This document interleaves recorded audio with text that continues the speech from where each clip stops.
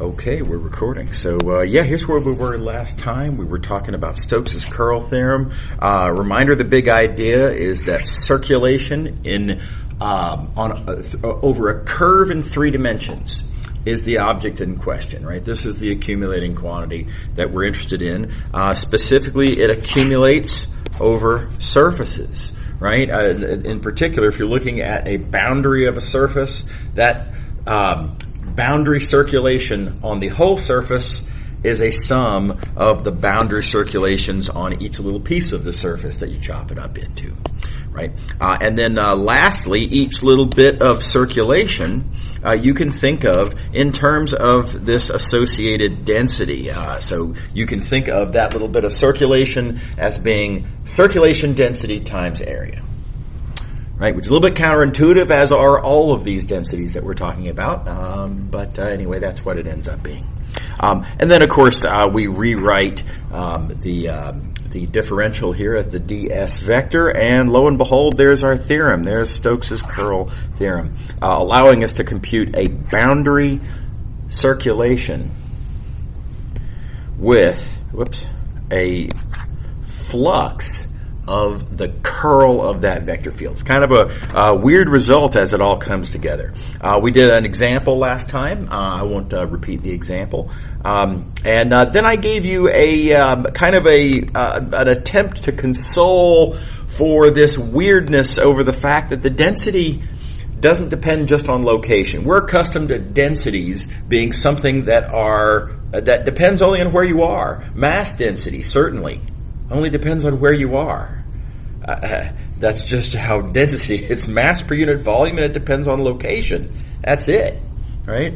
So we've got this circumstance where with Stokes' curl theorem, the density, now keep in mind that is circulation density, depends also on how the little piece of area is oriented, and that's weird, right? So the consolation was that, hey, we've seen this before, right? This is our change density, because change is the accumulating quantity in question. And notice that it also depends on how in this case, the little piece of curve is oriented. So, no surprise particularly, and if you think about, why is it that change per unit distance traveled, why does that depend on the direction you're going? Because you might not be walking uphill. You might be walking downhill. You might be walking on a contour line, right? Kind of moving laterally on the side of the mountain. Just because you're moving doesn't mean you're moving uphill. So really pretty believable here in the fundamental theorem of line integrals context. The takeaway was that a nice way to think about density is to reconceive of it as being an oriented thing. The gradient vector. We're very comfortable with the gradient vector. Right? And furthermore, we're very comfortable with the gradient vector telling us 2 things. It tells us how much the function is changing, and in particular, in which direction is that happening, right? And of course, you only realize how much the function's changing if you're going in the direction that the function is changing, or at least you only realize it to the extent that you're going in the direction the function's changing. So likewise, down here, it's now the curl that we're going to view as being an oriented density. This time, of course, now keep in mind that circulation is our accumulating quantity in question, right? So, oriented density, meaning that this is telling us 2 things. It's telling us how strong is the tornado, right? How much is the fluid actually sort of circulating around? But, very importantly, circulation happens around an axis. There's a big difference between, if you look at my hand gesture here, how much this kind of circulation is versus this kind of circulation, right? They're very different things. So how much of the circulation do you realize? Well, to what extent are you going in the direction that the circulation is actually happening? Right? So highly analogous to how we interpret the gradient, as again telling us sort of two things. And this is where we ran out of time last time. So here's sort of the picture. Then if you have a circulating fluid, so that's my attempt to draw a fluid that's kind of circulating like this, if you will. The three-dimensional aspect of that, of course, is hard to see, hard to draw, and also hard to see. But when you have a circulation like that, that circulation is happening around an axis. Right? The curl is going to tell you two things. The curl is going to tell you, by virtue of its magnitude, by virtue of how long it is,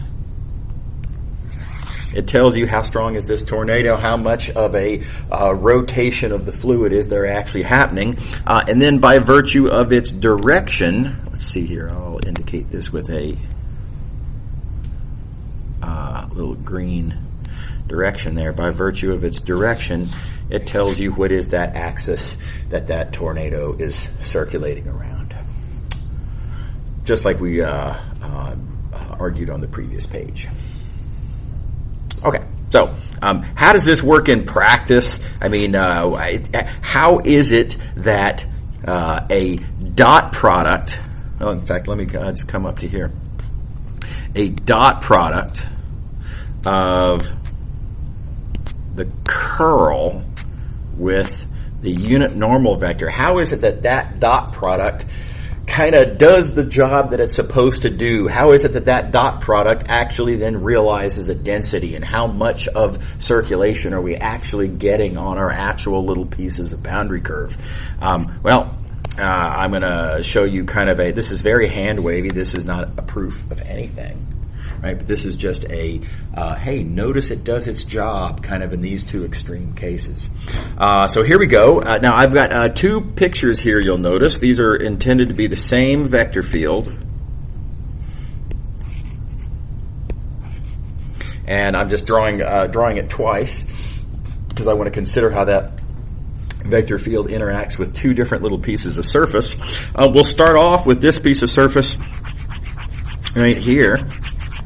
And if we were interested in circulation of this vector field around the boundary of this little piece of surface, well, how much of that is happening? And let's keep our attention, mind you, on the boundary, because circulation is measured around the boundary. To what extent is this circulating, or you might say rotating fluid, to what extent is it rotating around this boundary? And I'm just going to appeal to your geometric intuition. Yeah, quite a bit. I mean, you can see that the vector field is really very much so following along with that boundary, right? We would expect to get a lot of circulation here. The fluid literally is flowing around, circulating around exactly like the boundary is. So we expect there to be a lot of circulation. Now, how would that realize itself in the dot product? Well, keep in mind, the dot product is of that vector, you might say, perpendicular to the circulation, and this vector, you might say, perpendicular to the surface, perpendicular to the boundary that's rotating around that surface. And so I argue that the circulation lining up with the boundary is simultaneous with the curl pointing in the same direction as that normal vector.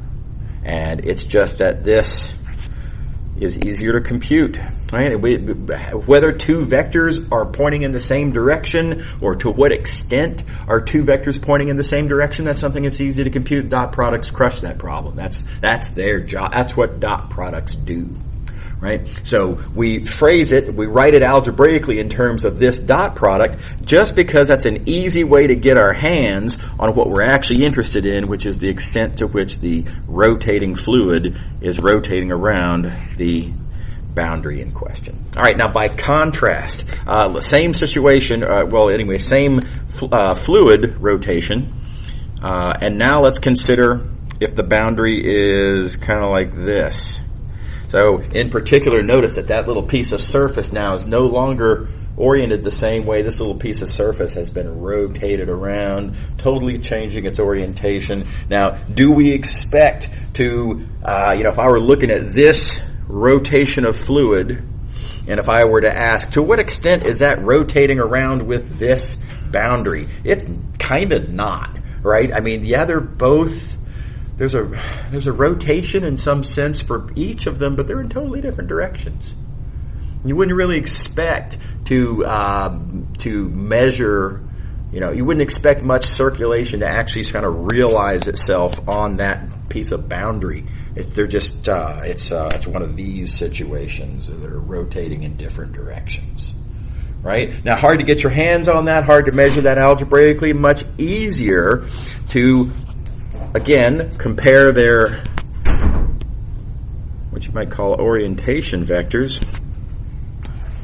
Much easier to just observe that the curl, which is kind of, again, perpendicular to the rotation, and the normal vector, perpendicular to the surface, and so also kind of perpendicular to the rotation of the boundary, those are pointing in totally different directions.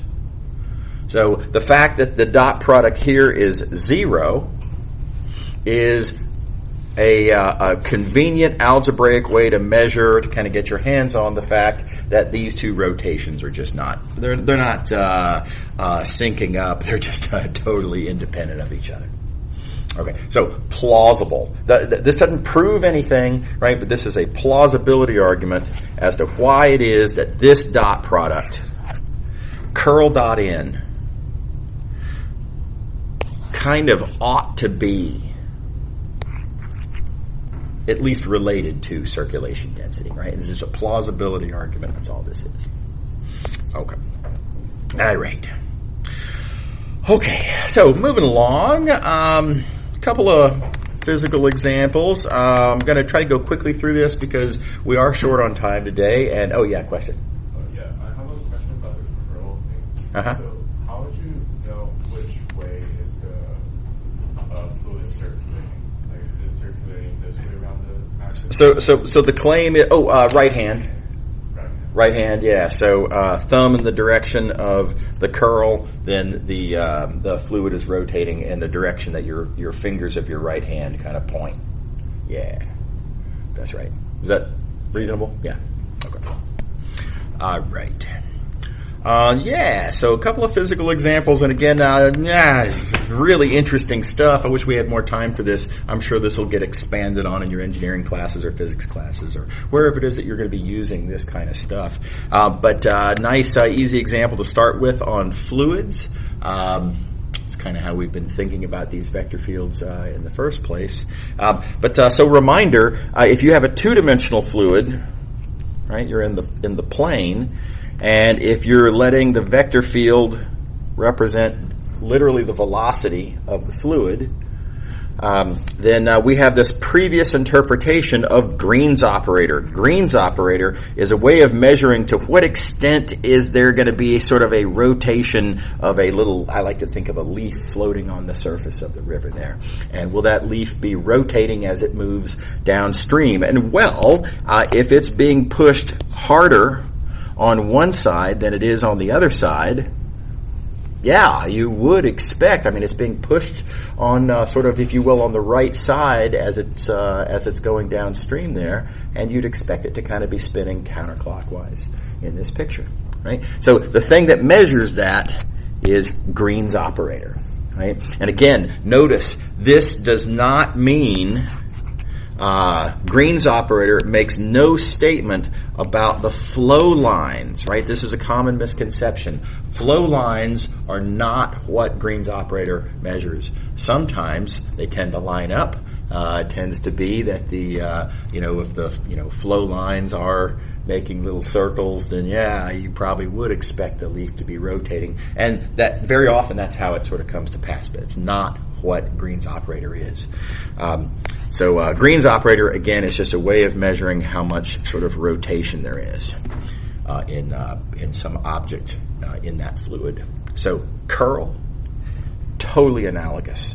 Curl is telling you how something is rotating as a result of the fluid flow of the vector field. So here we're in 3 dimensions, and let me do it like this.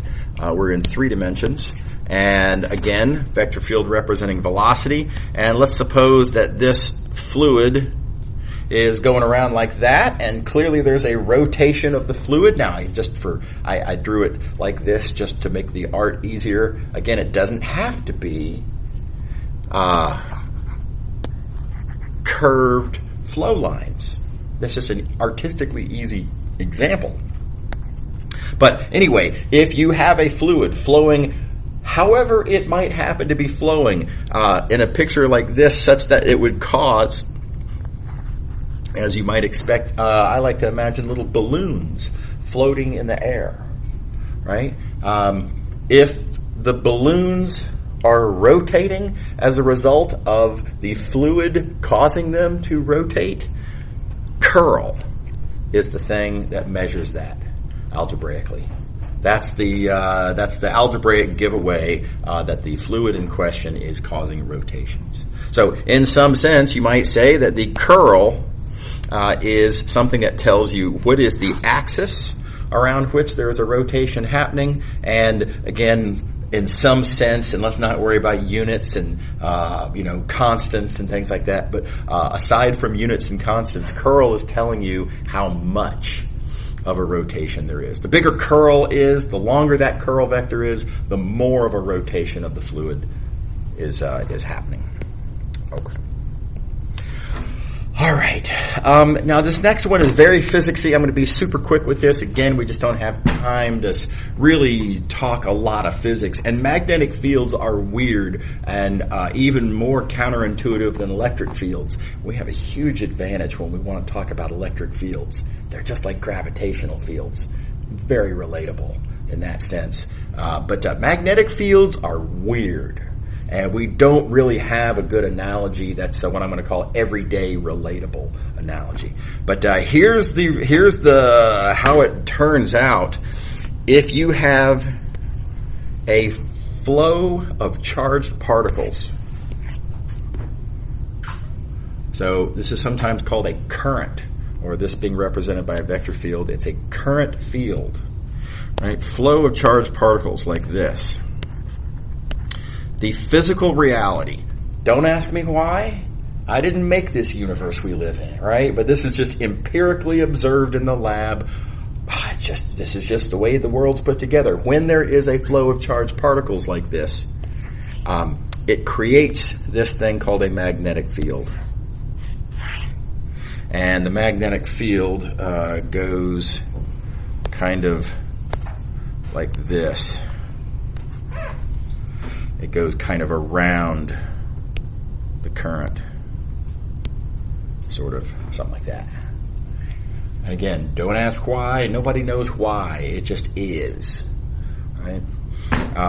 So current creates a magnetic field, and you'll recognize this little sort of square of equations down here. And again, I wish I had more time to talk about it, but the nice punchline is that there are two sort of deep observations that can be made about the relationship between the current field and the magnetic field. And you can say this in again 2 different ways. The total current and the magnetic circulation are proportional to each other.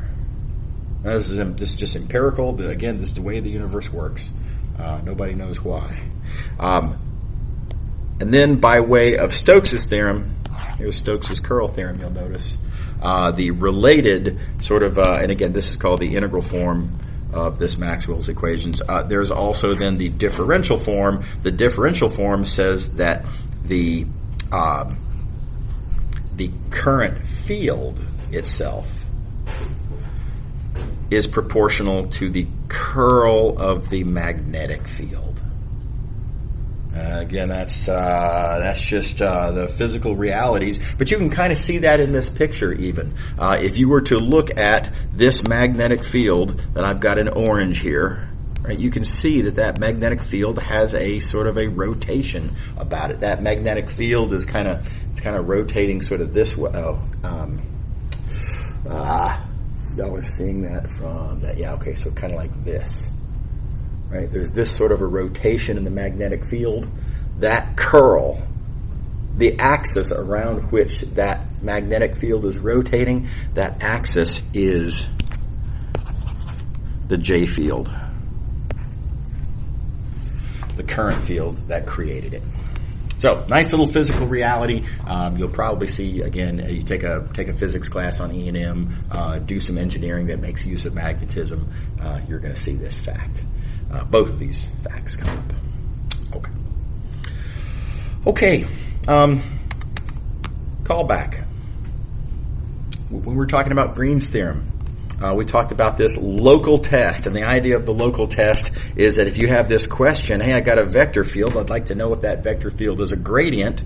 The test is in the fact, very nice fact, that, well, it is a gradient if and only if Green's operator is 0. That's the test. And again, we call this a local test because the thing that we're looking at is measured, defined locally. Green's operator is computed at points individually, right? So if individually at every point Green's operator is equal to 0, regularity concerns are satisfied, we don't want to get bogged down in that, then you get this global conclusion about whether or not there is a single function that satisfies this equation everywhere, right? So we get a global conclusion from a local property. All right, so we talked about this before. Recall that the big tool for making this work was Green's theorem. Whoops. Do that in green, for crying out loud. Green's theorem says that closed line integrals can be computed with double integrals of Green's operator. Right? And that was the kind of the foot in the door, if you will. This integral being 0, therefore implies this integral is equal to 0. And then we argued that, of course, previously we had argued that these conditions are all equal, and there's a convenient argument to suggest that these two conditions are equal, and we have therefore connected all of the dots. The big tool, though, the big point, the thing that makes it work, the big gun here, Green's theorem. Right? Now, again, this is a callback to Chapter 6. At that time, I stated the three-dimensional version of this. The three-dimensional version of this local test. The two-dimensional version of which involves Green's operator. The three-dimensional version involves curl. And we wrote that down, did an example. We wrote this down and did an example, but I never proved this result. I had to give you just an apology. We don't have the theorem yet that allows us to do this. But we do now. And so here's the missing ingredient. Missing ingredient is Stokes' theorem. Stokes' theorem says that closed line integrals in space missed. Doggone it. Closed line integrals in space are computed with fluxes of curl.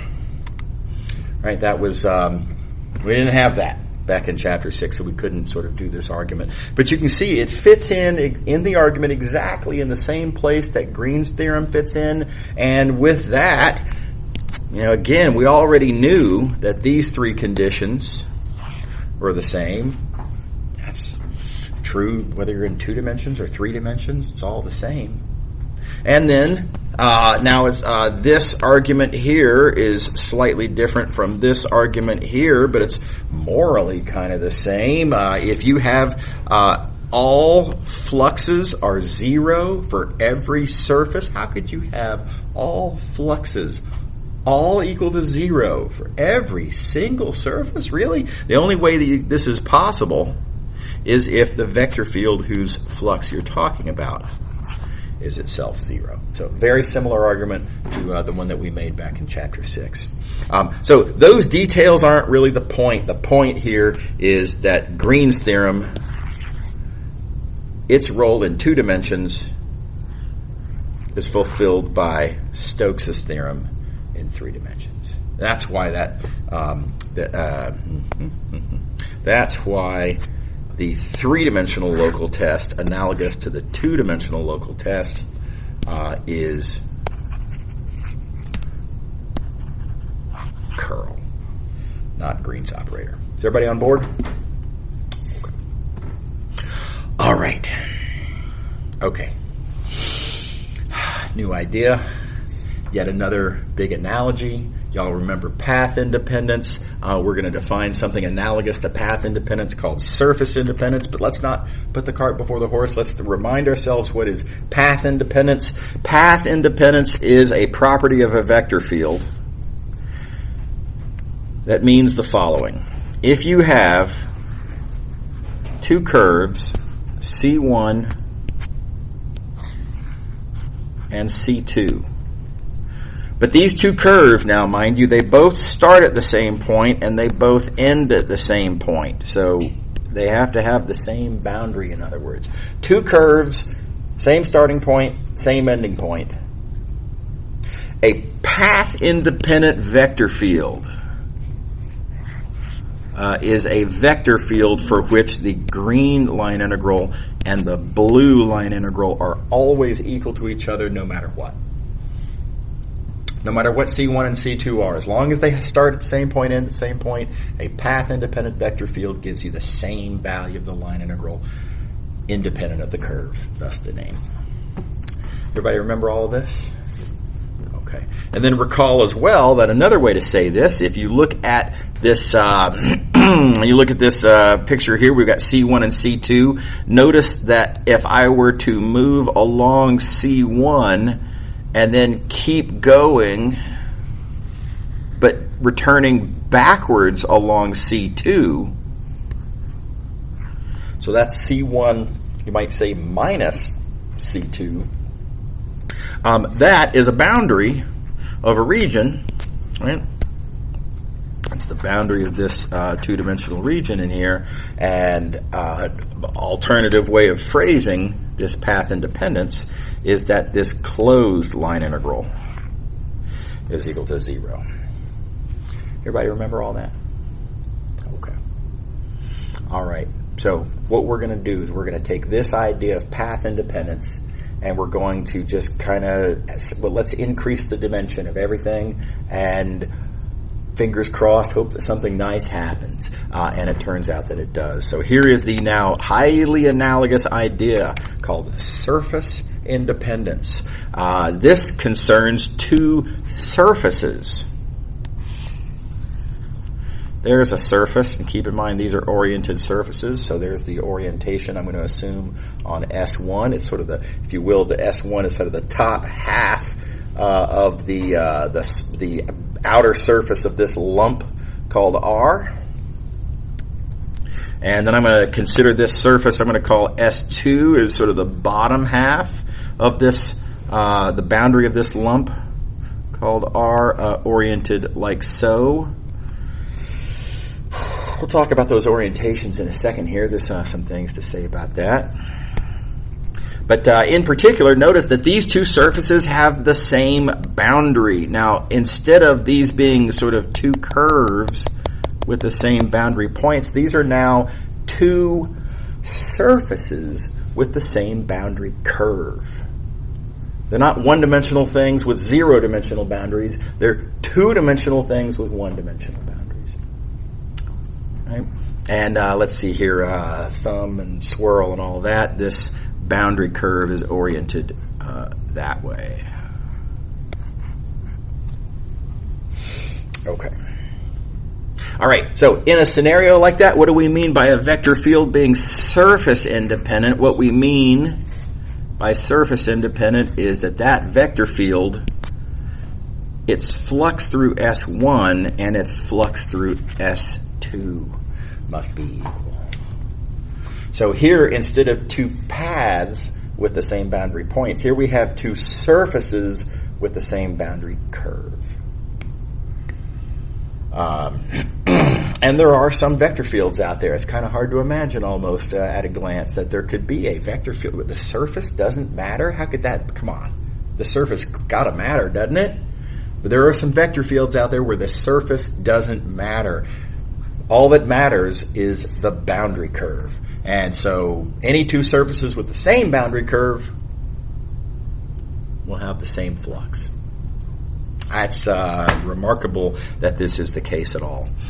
Surface independence. Okay, now notice, and by the way, I'm just kind of copycatting what I did up here. In the same way that here I used C1 oriented as C1 is, but then I went sort of backwards along C2. I took the opposite of the orientation on C2.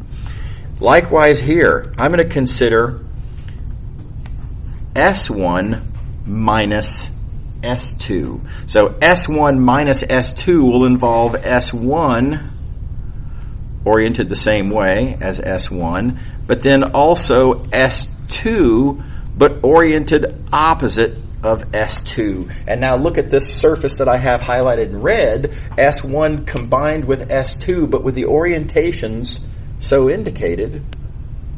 Check it out. Those red orientations are all outward. They're all away from the solid. This red surface is a boundary. It is the boundary of that big solid, that lump in the middle called R. And so an alternative formulation of surface independence, analogous to the alternative formulation of path independence, is that closed fluxes are all zero. Seem analogous? Everybody get the idea there? Okay. All right, a couple of things to say about, I'm going to get rid of all this color coding because there's a lot, and I want to draw your attention real quick to the orientations. A little bit weird when you look at that orientation and this orientation, and they seem kind of opposites in a way, right? One of them's going outward, one of them's going inward. So that's weird. Why did I set this up with one outward and one inward? Well, very importantly, I needed them to have the same boundary. Keep in mind, that's a loaded word. Boundary means an oriented thing. So I need them to have the same oriented boundary curve. And in order to induce the same orientation, the same orientation here on that shared boundary, I need one outward, one inward. Otherwise, this is just a right hand thumb and swirl exercise. That's what's necessary to make them agree on the boundary, that orientation that they give to that blue curve. Now that seems weird. Again, they seem kind of opposite of each other. Let me point out, though, they're not really 100% opposite of each other. They're also, you might say, they're kind of both upward. In that sense, they're kind of the same, if you will. Right? So which is it? Are these two orientations opposite, or are they the same? There's a really big point here. They're neither. You can't compare orientations on different things in any absolute sense. So what you can do, now let's go back up here and look at, let's just for convenience of picture, let's think about a curve, right? It starts there and ends here. I can compare two different orientations on this curve. I can compare that green orientation with this blue orientation because they are literally orientations on the same curve. And at any given point on this curve, I can look at the actual tangent vectors, and they are literally negatives of each other, as I have it drawn here. Or, if they agreed, they would be literally equal to each other, right? But what I can't do is compare orientations on that curve versus this curve, right? This is just silly, right? If I say, okay, let's look at that green orientation on that curve, let's look at this blue orientation on that curve. Are these two orientations the same, or are they opposite? I don't know what you're talking about. you can't compare. They're on different curves. There's nothing to compare. It doesn't make any sense, right? So likewise, you really can't compare these orientations. Well, let me get some color on here. Are these two orientations the same or opposite? Neither. They're just different, right? Now, you can kind of put together some sort of an answer to this as follows. In terms of how they induce an orientation on their boundary, on their shared boundary, then you can say, in that sense, maybe they're kind of the same or kind of different. But that's only in terms of how they induce orientations on their shared boundary. But then you can also talk about how they induce, how they compare to the boundary of the big solid. So in the purple sense of how they induce an orientation on the shared boundary, these are kind of the same. But in the green sense of how do they compare to the boundary of the solid, they're opposites.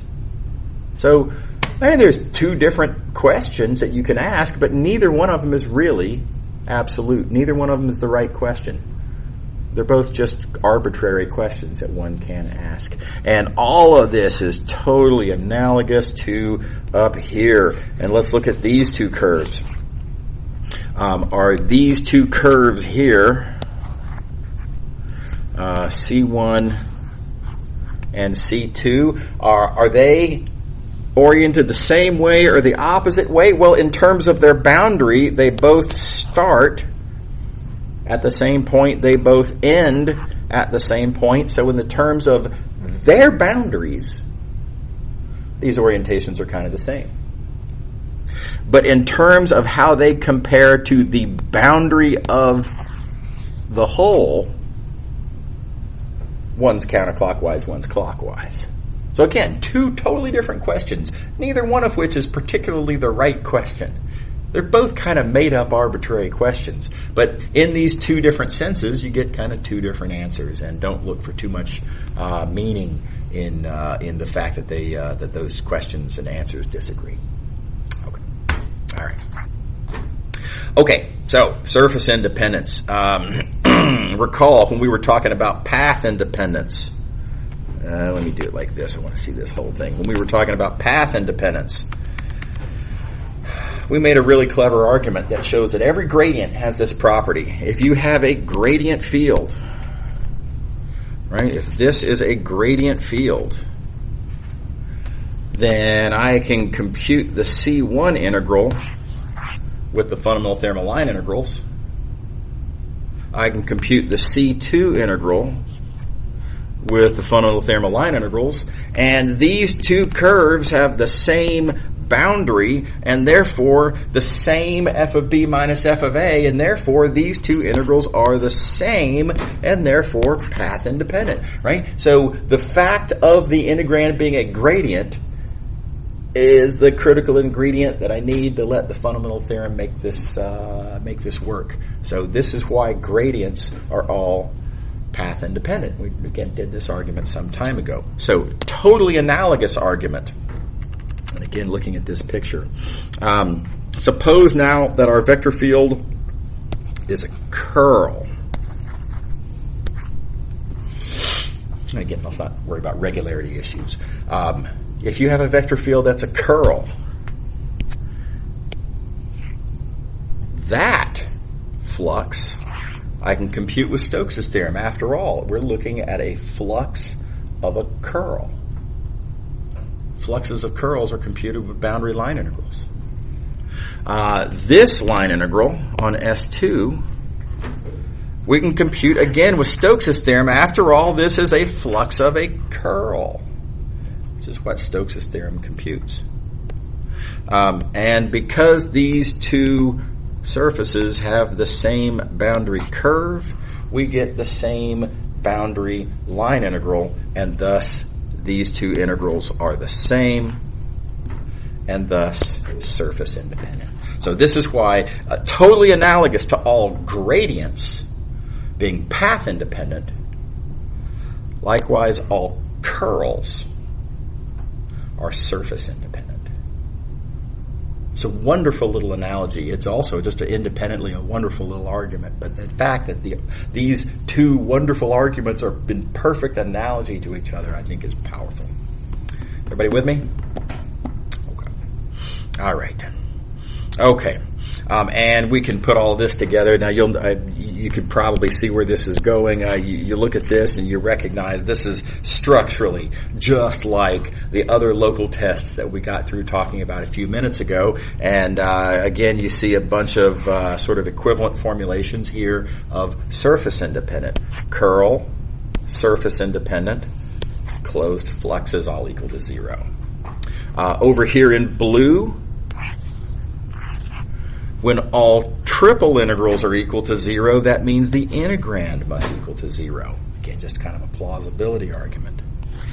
So I think it's satisfying that the green statements are all the same. I think it's satisfying that the blue statements are both the same. And the thing that connects them, the thing that makes it possible to have a local test, is the fact that all closed fluxes are triple integrals of divergence, namely Gauss's theorem. So in the same way that Stokes' theorem bridged the gap for us here, and Green's theorem bridged the gap for us here, likewise Gauss's theorem bridges the gap for us here, yeah. Isn't there like the possibility that like there could be a 0 by symmetry thing with the triple integral that can also make it 0? Well, true, yeah, but you got to keep in mind what this statement here says. This statement doesn't say that for a single domain this is equal to 0. This is saying for all possible domains, right? For every domain, because you got to keep in mind this comes from all possible boundary surfaces. Because we're talking about surface independence, which has to apply to all, not just two of your favorite surfaces that have the same boundary curve, right? But all possible, I can't even hand gesture it, but all possible surfaces that have the same boundary. And thus this needs to be all possible domains. Yeah. Does that make sense? Yeah. Yeah. So it may be that some of these integrals are 0 by symmetry also, but certainly not all of them. Yeah. Right. Okay. All right, so here's a really nice application. By the way, before I do that, let me go back to path independence. And I made this observation. Where was it? Yeah, here we go. That path independence, computationally, if you have path independence, you're talking about a gradient. You could just use the fundamental theorem of line integrals. All you got to do is find the anti-gradient, and finding the anti-gradient's not hard. Right. Well, the thing is, if you were going to try to do something like that for surface independence, I would need to be able to find an anti-curl. Now, you might notice that I have yet to teach y'all how to find anti-curls. And the reason for this is it's actually really hard. It's not something that's you can just kind of whip out. Like anti-gradients are really not that bad. Computing an anti-gradient, you compute some anti-partials, you play a game, right? It's a little mix and match game. It's not that bad. Anti-curls is a harder story. And so I guess technically when you have a surface independent vector field, technically you could use Stokes' theorem applied to an anti-curl. We just don't know how to find the anti-curl. So there is no sort of argument like this. There is no sort of like, most of the time don't bother with path independence. Just use the fundamental theorem of line integrals. No, there's no, you can't. That's not a thing. Right? So all of a sudden, surface independence, unlike path independence, surface independence is a new tool where previously we had none. And let me show you how you can use this. This is a really powerful computational trick. And off the top of my head, I think the book, I can't remember if the book talks about surface independence either not enough to suit my purposes or not at all. Either way, it's not enough to suit my purposes. So this is a powerful computational idea. many, if not most, multivariable calculus textbooks don't talk about it. I think that's weird. It is computationally a very powerful idea. Here we go. Let's look at this vector field right here, and let's look at this surface here that is part of an elliptical paraboloid. Real quick callback, chapter 2. Make sure you remember how to understand, standard-ish surfaces like this. This is a stretched out paraboloid, thus an elliptical paraboloid. Make sure you're good with all that. We've got a surface, we've got a vector field. Let's compute the flux. How are we going to compute this flux? And what I'm going to do is I'm going to use this local test. I'm going to ask the question, hey, is this vector field a curl? Let me rephrase that question. Is this vector field surface independent? That's going to be our question. And we're going to answer the question by using the local test. The local test says compute the divergence. If you get 0, then yes, surface independent vector field. And feel free to make use of surface independence however you want to. Okay, so compute the divergence, see if you get 0. If you do, you're surface independent. Okay, so here we go. I'm going to take this vector field. I compute the divergence. We do indeed get 0. So this vector field is surface independent. And this is a massive victory. Right? It doesn't really look like it. We don't have an answer yet. We haven't computed any flux, right? But what we've got now is, because my vector field is surface independent, I now have the right to take this surface that I was given and just chuck it. I can just say, I don't like that surface. It's all curved and stuff, and don't want to use it. It's pretty awesome. I can pick any other surface that I want. Now, asterisk, there is, of course, a catch. Keep in mind, just like with path independence, surface independence requires that the two surfaces have the same boundary curve. That is the sticky wicket. That's the asterisk. That's the fine print, right? You got to make sure it's got the same boundary curve. So let's think about our boundary curve here. My green surface is this upside down paraboloid. Let's see, oriented downward, by the way, so oriented sort of that way. The boundary is this ellipse in the XY plane. Oriented, let's see here, oriented this way, right? Again, thumb, fingers, and swirls and side swipes, right? So when I chuck this surface, when I say phooey on my original surface S, I don't want to deal with S anymore. All I have to do instead then is just pick any other surface that has this as its boundary. And you've got bazillions of options. You could pick kind of a part of a sphere, or you could, just to be silly, you could make a kind of a glove shape, right? No one's going to do any of that, obviously. Of course, what you're going to pick is the easiest possible surface, this solid ellipse right there in the XY plane. Pretty obvious choice there. Nice, easy surface. And we do have to think about orientations. Got to make sure our orientation is consistent, right? But nice, easy surface whose boundary is the same purple boundary curve. Everybody with me? Now let's play the necessary game. Is this surface oriented upward? Well, if it were oriented upward, then thumb, fingers, swirl, side swipes would have us going around that way. That's the wrong way. So trial and error, that's not the correct orientation on that surface. So, okay, we'll try the other one. Let's suppose it's oriented downward, perhaps. Let's ask that. Thumb downward. Look at your fingers of your right hand, and sure enough, it goes the correct direction. And so this downward orientation is the one that gives us the right boundary orientation. Everybody on board? Everybody happy? You got to play this game every time and think about your options and pick the one that does what it's supposed to do on the boundary. Yeah. So the boundary of the surface S is sort of like a projection onto the x-y plane? In this case, it happens to be.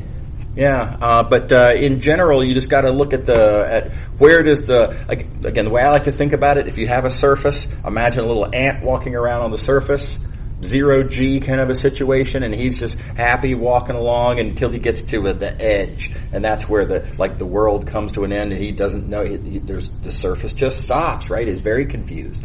So boundary is where the ant gets confused. And in this case, looking at what we're given, this surface is the part of this paraboloid where z is greater than or equal to 0. That means that it's kind of chopped, if you will. It's kind of chopped by the xy plane like that, and that makes the boundary that curve there. Is that cool? So it doesn't include the green curve?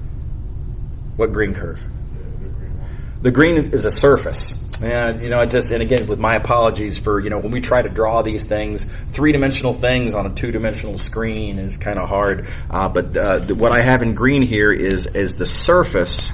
It's actually this whole thing. But if I sort of shade in the whole thing, it just makes a messy picture. You see what I mean? Yeah. So S is the surface. It's a paraboloid, or part of a paraboloid. The boundary is where it it's where it sort of ends, and it ends because it gets chopped by the XY plane here. Is that cool? Yeah. By the way, while we're on the topic of what this surface looks like, here's another common point of confusion. A lot of students will see this and draw that, and then they'll see this and they'll draw that, and then based on looking at their own picture, they're like, oh, okay, well, I guess my surface must be all of that, and well, look what I drew. And then they think that this part, that's sort of the bottom face, if you will, that is somehow included in this surface S. And it's very important to recognize that it's not. Right? You got to look very carefully at the language. S is part of the paraboloid. Whoops. It's part of the paraboloid. Which part of the paraboloid? Well, it's the part where z is greater than or equal to 0. So it's the part of the paraboloid that's up here, but it remains, it's still gotta be part of the paraboloid, and the points that are down here, whoopsie, I wanted a different color. These points down here are not part of the paraboloid. Right? It's a really common mistake. Does everybody see the issue there? Very important mistake too, because, well, it's just the wrong surface. S, as given here, has a boundary. If you misunderstand and mistakenly think of S as being all of this, including the bottom, that doesn't have a boundary. That surface is a closed surface, and very, very different game, very, very different story. And so, if you misunderstand what the surface is, you basically don't have the opportunity to address the question as asked. You're looking at a totally different, importantly different surface. So, ultra careful. Make sure to interpret carefully from the language in the statement of the question, and make sure you get the surface right. Otherwise, again, you're off doing the totally unrelated thing. Okay. All right. So again, we had this surface S that we were asked about. We've decided to replace it with this surface down here, oriented like so. Right? Surface independence is what allows us to make that connection. I can say phooey on the green one. I like the blue one because of surface independence, which we know because the divergence is 0. Is everybody still with me? Okay. All right. Well, life just got really good. This blue integral is super easy to compute. Check it out. The ds vector, of course, in general, we know ds is equal to ds vector is little n times ds scalar. Little n, we can see right here. Whoops, well, I'll just do it like that. Little n is 0, 0, negative 1. That makes this dot product just a little bit of algebra. Let me remind you that the vector field was this. So again, the dot product just picks up the xy with a minus sign. And this integral here is 0 by symmetry. So, boom, walk away. I mean, surface independence turned this from a hard, a computationally hard problem into a, walk-off home run. Everybody see that? Okay. All right. Okay. More stuff I need to talk about. There are these diagrams that I have here in the lecture notes. I've included these kind of handwritten versions of these diagrams here just because I kind of didn't want to overwhelm the notes. But in terms of actually working with it, I like this typeset version better. This file that has this PDF typeset version of the diagram, it's a little bit more fleshed out. This is it's on the class webpage. In the folder called course materials, I believe it is, right? So it's just called diagram.pdf. So y'all have this to use as you like. And what's great about this diagram is it sort of represents and encapsulates all of the very powerful patterns that we've been seeing as we go along. There's a lot of patterns that you can think of as individually separate facts in your mind, but what this does is it organizes them. This does tremendous bookkeeping for you. Thinking about everything in terms of this diagram will make all those ideas easier to access, easier to sort of notice than if you just sort of think of them separately. So, for one thing, let's talk about our accumulation theorems. So, recall the fundamental theorem of line integrals says that if you take a gradient of a function and look at the boundary points of the curve, then this integral is equal to that. And now I'll point out that Gauss's divergence theorem says that, let's see here, if you have, I'll go back to here. If you take the divergence of a vector field and look at the boundary of a solid region, then that didn't really line up quite right. This flux and this triple integral are equal. In other words, if you take the original vector field and the boundary surface and look at the flux, if you take the divergence function, the original solid region, and do a triple integral, right, you get the same thing either way. So same exact pattern on this diagram, right? And then likewise Stokes' theorem, again, same exact pattern. If you take a curl of a vector field, the boundary of a surface, taking the original vector field and then over your boundary curve computing a line integral, taking the curl vector field and then over your original surface computing a flux, again, you get the same thing either way. So, very strong pattern. Why is this pattern there? How could they all, totally different geometry in all of these cases? How could the pattern on the diagram be exactly the same? It's because all of these integrals that we have written down here, they're all actually the same thing. They're all differential forms. I know you don't know what differential forms are. You don't need to know what differential forms are. Just knowing, though, that they are all ultimately the same thing, I believe makes it pretty plausible that, of course, in the same patterns you kind of expect to come up. Okay. Now there's more. Let's talk about the lifetime theorems, otherwise known as the local tests. If you have a gradient, then curl will be 0.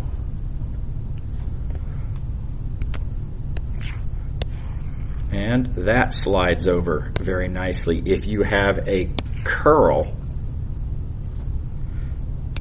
the divergence will be 0. And again, we just saw that in our notes here. Here we go. If you have a curl, the divergence will be 0. All right, now there's more to say about this. I'm going to talk about special vector fields. Whoopsie, I didn't mean to do that. Special vector fields. We've talked about this back in Chapter 6. There's some special vector fields. The ones that are gradients of some anti-gradient function. They are also the ones for which curl is 0, namely they are irrotational. They are also the ones where whenever you have any two curves with the same boundary points, then the line integral must have the same value. Right? So these are special, what you might call column 1 special vector fields. Right? Any vector field that has the green property also has the blue property, also has the orange property. All three of them are simultaneous, again, assuming regularity. We don't want to deal with ugly irregularity problems. Well, guess what? I can take this entire pattern and slide that over too. And everything works. Vector fields that are curls are simultaneous with vector fields for which divergence is 0, which are simultaneous with vector fields that are surface independent. So not only do we have connections between different ideas here, we have a connection between these connections and those connections. Right? There's connections between our connections. That's crazy. Yes? Is there a path going from the divergence of a vector field, the gradient of the divergence is 0, or no? Yeah, no. So this diagram, just keep in mind, where I got this from is I basically took what they call chain complexes and co-chain complexes, set up in a very certain special way, defined for differential forms. The really hardcore, sophisticated stuff that we can't do in this class, and I boiled off all of the formalities and abstractions that we just can't talk about. And this is just kind of what comes out underneath. So very importantly, this operator, let's see here, this operator here goes from 0 to 1, you might say. And divergence doesn't start at 1. Divergence goes from 2 to 3, if you will. And so they're just not really connected, at least not in this context. Now, side note, there is an interesting mathematical object that you get when you take the divergence of a gradient. It's not that divergence of gradient's not an interesting thing. It is. It's the Laplacian, right? It just doesn't fit in with these patterns, and it's not a thing in this context. Yeah. It's a good question. Okay. All right. So when I'm doing vector calculus, I'm always thinking about this diagram. This is just this is how I think about all these ideas, and I encourage you to do the same. Again, it just makes everything has this place. You'll visually notice patterns, and that can help you in various different ways. So what I'm going to do now is I'm going to show you some examples. Computational examples. We'll get as far as we can on this. By the way, this always happens every year. We go as fast as we can, blinding speed through this summer pace. And the same thing happens in semesters. It is, after all, the same amount of contact time. And these last 6 pages at the end of my lecture notes. Always hard to get them done. This class is just super packed. So anyway, whatever we don't finish on this today, I have video recordings that I've made in previous semesters to talk through in great detail all of these examples. You get right down to it, all these examples are kind of supplemental. They're just examples of ideas we've already covered. We are finished with chapter 6 and 7 material at this point, but it is nice to see examples in action. So whatever we don't finish, I'll send you videos to watch for the remainder if you're interested. But anyway, here we go. Let's get into these examples. So broad brushstroke. All of these examples are computations of line integrals and surface integrals. And the big picture strategy, as I just got through saying, always look at your diagram. Always see where you are in the diagram and use that to draw some inferences. Just looking at the diagram. Right? Next, do what the diagram says and infer accordingly.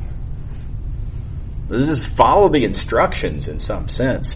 And in many cases, what you infer in item number 2 here will just tell you exactly how to solve the problem. Right, so again, I'm a huge fan of the diagram. I really hope y'all will make use of it. And then now, a quick reminder here. Yeah, always be on the lookout for, you get lucky sometimes. Are these wonderful little geometric coincidences and symmetries. And so, yeah, sure. Always head on a swivel for those. Okay, so let's follow the pattern. Here we go. We have a vector field. We have a parametrized curve. We want to compute a line integral. Now, of course, pulling back through the parameterization is always an option. It's a pretty bad option in this case, right? In fact, it's a horrifying option. If you think about it, keeping in mind that pulling back through the parameterization means that this right here is your x, and thus goes there and there and there, and I'm already pretty unhappy with this. And then this is my y, which goes there and there and there, and oh my god, I mean, this is going to be a weird integral. If you parameterize and plug and chug, it's not going to go well with this example. Okay, so let's follow these instructions up here. Context from the diagram. I'm being asked to compute a line integral. Specifically, though, I'm asked to compute a line integral. Notice my parametric curve has 3 coordinates. My vector field has 3 components. We are in a 3-dimensional context. So I'm going to go to the 3-dimensional diagram, look at where line integrals are, and draw some conclusions. So here we go. Here's our 3-dimensional diagram. Oh, whoops. Let me highlighter this thing. 3-dimensional diagram. Right? I can't do any 2-dimensional stuff here. I'm not in 2 dimensions. I'm in 3 dimensions. We've been asked to compute a line integral. So I can right away see that these are the 2 theorems that have a chance. These are the 2 theorems that have line integrals in them. So fundamental theorem of line integrals, Stokes' curl theorem. These are the vector calculus theorems on the table. So now, very important strategic observation. This is test-taking trickery that I'm about to give y'all, right? When you notice this, you instantly know divergence isn't going to have a thing to do with this question. Not a thing. Don't even think about divergence for this question. It's a line integral question. Divergence isn't even connected to that, right? There's no triple integrals. Gauss makes no comment, right? There's just nothing in this red zone over here is in any way relevant to the solution of this problem, right? So I'll just, just FYI, I mean, when you're taking a test, well, let me say that differently. When your work is being graded, anything over here like a triple integral or a computation of divergence, it just makes it look like the student doesn't know what's going on, right? It's a bad look. It is just wildly disconnected. It's like if you've been asked a question about something about the the American Revolutionary War, and would this have happened had that happened? Don't bring up Lyndon Johnson. Right? He wasn't even alive then, right? That it's a total disconnect, not a good look, right? So stay away on an exam from all of that stuff if the question is about this line interval. Does that make sense? Again, it's just kind of a strategic observation. And again, thank you, diagram. The diagram is the thing that shows us which ideas are too far removed and therefore just shouldn't be considered at all. Okay. All right, so back here, let's see here. Let's follow the instructions. Let's compute what the diagram says to compute. We better check the diagram and see what the diagram says to compute, and compute the boundary of whatever it is that I'm looking at. Okay, well, the diagram tells me, let's see here. Yeah, so I have a vector field given. It's here. Because we're looking at a line integral of it, the diagram tells me compute the curl. So computing the curl of that vector field as instructed by the diagram, right? The diagram did that work for me. The diagram decided that I should compute curl. And that's a step in the right direction.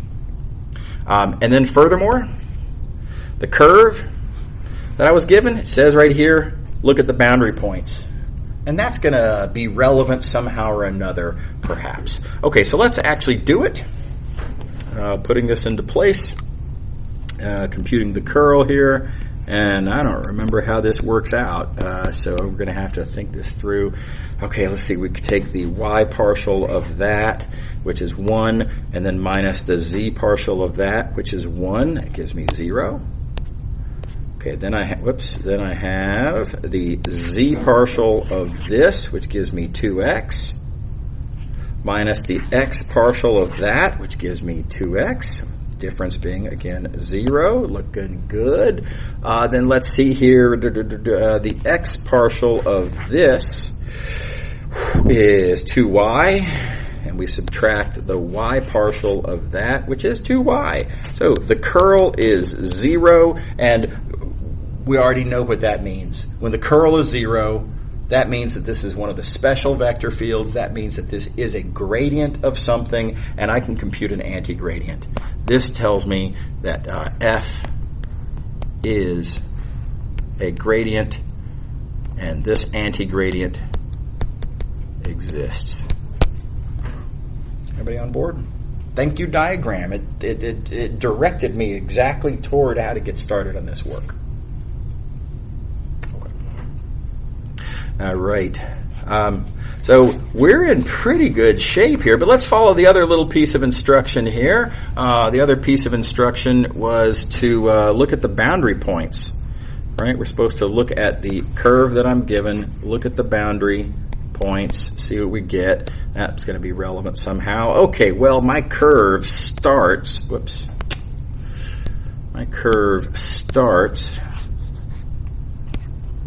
at, let's see here, plugging in t equals 0, we get 0, 1, 1. Yeah? Okay. And then let's see here, the end of this curve, we'll take the ending value of t, plug in. That gives us the ending point. -1, sine pi, okay, 1, e squared. Okay, all right, fine. Now, this actually gives me some useful information as well. I have a starting point, I have an ending point. Notice the starting and ending points are different. Because these 2 points are different, that tells me this is not a closed curve. This curve is not a boundary of something, right? If it were a boundary, the starting and ending points would have to be the same. That's not the case. So there is no Stokes' theorem, right? So I can't talk about this curve itself as being a boundary of some region. So Stokes' theorem is off the table. Everybody on board? So we're in business. We're asked to compute a line integral. We've found that there is an anti-gradient, so I can use the fundamental theorem of line integrals. Stokes' theorem doesn't apply, doesn't even make sense, and so I know how I'm going to solve this problem. I'm going to compute this line integral with the fundamental theorem of line integrals, and now it's plug and chug and proceed. Everybody see how that worked? The big point here being, of course, how to use the diagram to draw this conclusion, right? How you can take a question like this one that's stated just as a sort of algebraic, here, take this and do that to it. And the diagram turns that into an idea for how to actually accomplish that. Okay, I'm out of time. So, we got through one of our 6 examples that I wanted to do here. I'll send you all the videos for the others, and depending on how the optimization discussion goes on tomorrow, maybe we'll have time for some of the examples. We'll see. I'm not sure what's going to work out, but certainly you'll have the videos for the remaining examples. Y'all have a good one. See you later.